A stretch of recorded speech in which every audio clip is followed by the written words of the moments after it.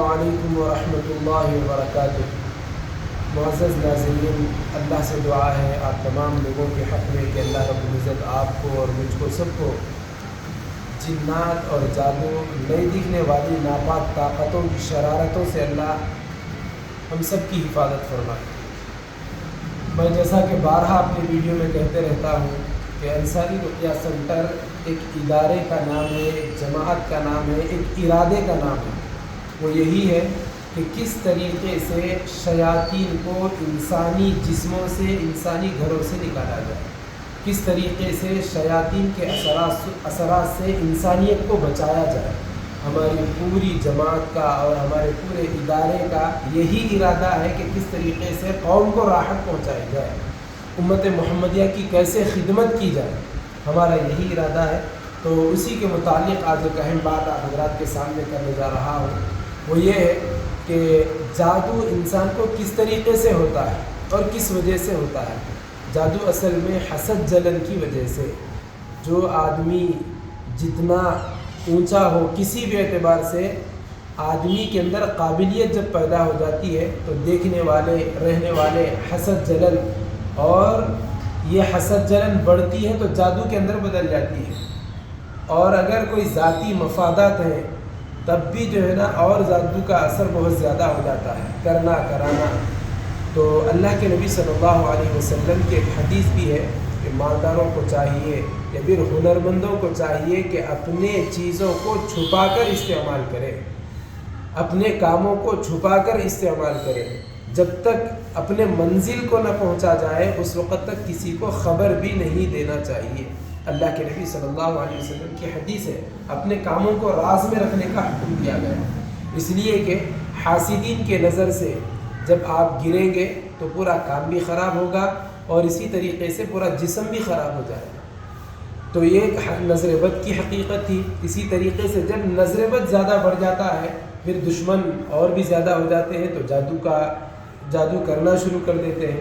تو اس طریقے سے اپنے کاموں کو سب سے پہلے راز میں رکھنا چاہیے۔ جادو سے بچنے کے لیے اللہ کے نبی صلی اللہ علیہ وسلم کا کیا طریقہ کار ہے، کیا حکم ہے، اس کو بہت زیادہ اہتمام سے پڑھنا چاہیے۔ اس کے لیے سب سے پہلے نماز ہے۔ ہم تو نماز پڑھتے نہیں شروع سے، ہاں ایسا اگر ہے نمازوں کو چھوڑ کر جادو سے بچنا ممکن نہیں ہے، اسی لیے نمازوں کا اہتمام، ہر نماز کے بعد آیت الکرسی اور تینوں قل کا اہتمام، فجر اور مغرب کے بعد 3 مرتبہ تینوں قل کو پڑھ کر اپنے ہاتھوں پہ پھونک کر سارے جسم پہ پھیرنے کا اہتمام۔ اس کے ساتھ ساتھ چوتھا کلمہ صبح 100 مرتبہ، شام میں 100 مرتبہ اہتمام کے ساتھ پڑھنا، یہ چیزیں آدمی کے جسم کے اندر جادو کو روک دیتی ہیں، آدمی کے جسم میں جادو کو داخل ہونے نہیں دیتی۔ جن کو نہیں ہوا ہے ان چیزوں پہ عمل کرنا، جن کو ہوا ہے ان چیزوں پہ عمل کرتے ہوئے اپنا علاج کرانا ہے، تو انشاءاللہ اس سے جادو بھی ختم ہو جائے گا۔ اب جادو ہو گیا ہے تو کیسے معلوم کرنا ہے کہ مجھ پر جادو کا اثر ہے؟ آدمی پہ جادو ہو جاتا ہے تو وہ آدمی بالکل سست ہو جاتا ہے، اور اسی طریقے سے کام میں اس کا من نہیں لگتا، ایک ہی بات کو بار بار سوچنے لگتا ہے، اور جسم میں ایک قسم کی بے چینی اور وزن، اور اسی طریقے سے ایک بوجھ اس کے جسم پہ رہتا ہے، کہیں بھی اس کا من نہیں لگتا، کاروبار میں من نہیں لگتا، گھر میں بیٹھنے کو دل نہیں چاہتا، دل اچاٹ ہوتے رہتا ہے، اور بدہضمی کی شکایت شروع ہو جاتی ہے۔ جس پہ جادو ہو گیا ہے اس کو بدہضمی کی شکایت شروع ہو جاتی ہے، کھانا ہضم نہیں ہونا، اور راتوں میں نیند نہیں آنا، بدخوابی اس کے ساتھ شروع ہو جاتی ہے، اور رات دیر تک نیند نہیں آتی، صبح کے وقت میں ایسے بندے کو نیند آنے لگتی ہے، دین کے کاموں کی طرف دل نہیں لگتا، اچھے کاموں کے بارے میں سوچنے کا اور اچھے کاموں کو کرنے کا ارادہ نہیں ہوتا۔ تو یہ سارے سمٹمز ہیں، یہ سارے چیزیں جب آدمی کے اندر داخل ہو جائے تو سمجھو کہ کچھ نہ کچھ اس کے اوپر برے اثرات ہیں۔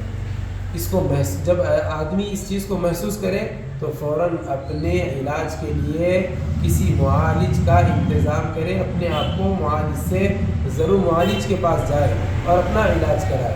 تو یہ تھے جادو سے کس طریقے سے بچا جائے، اور اگر جادو ہوا ہے تو کیا کیا علامتیں ہیں۔ انشاءاللہ آپ اس پر عمل کیجئے، ضرور آپ کو فائدہ ہوگا۔ جو حضرات ابھی تک میرے چینل کو سبسکرائب نہیں کر رہے ہیں ان سے گزارش ہے کہ میرے چینل کو سبسکرائب کریں۔ السلام علیکم۔